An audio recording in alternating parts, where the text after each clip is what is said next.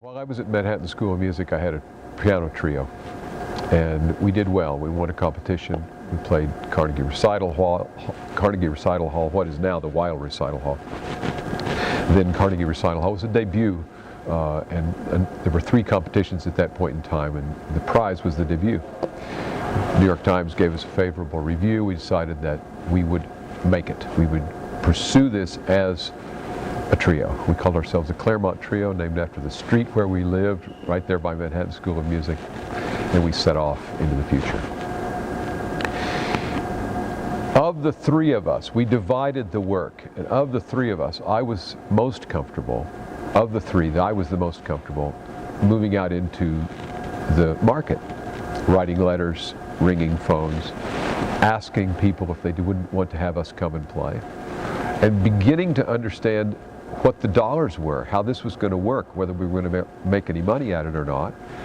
And in that process, as I got better, I realized that I actually had a certain ability to do this, a certain ability to engage with people. And I enjoyed it.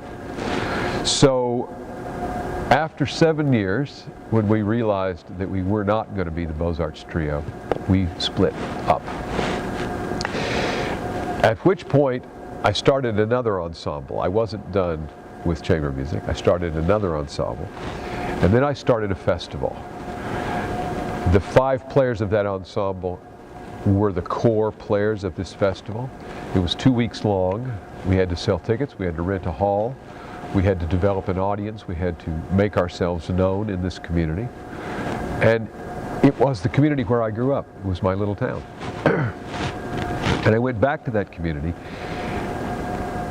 and I realized that it was going to cost us more to do this festival than we were able to bring in ticket sales. And a friend of mine said to me, you know, you should really do it, even though this is financially, it's not going to work the way you thought it was going to work, but this is how things that are for public benefit, this is how things come together.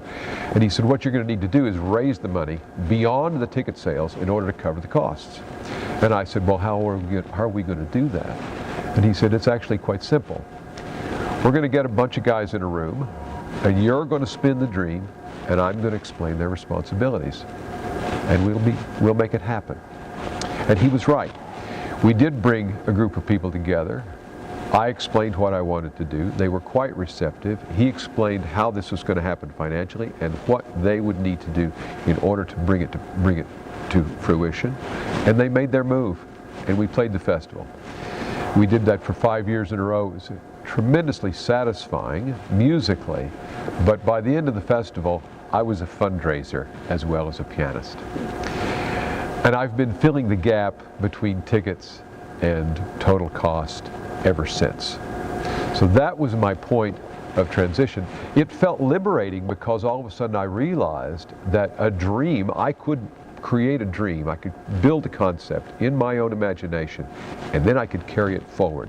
And I knew that at a certain point I would run out of money, but there was still more to be found if I could explain, if I could tell the story, if I could spin the dream and make people join me as partners.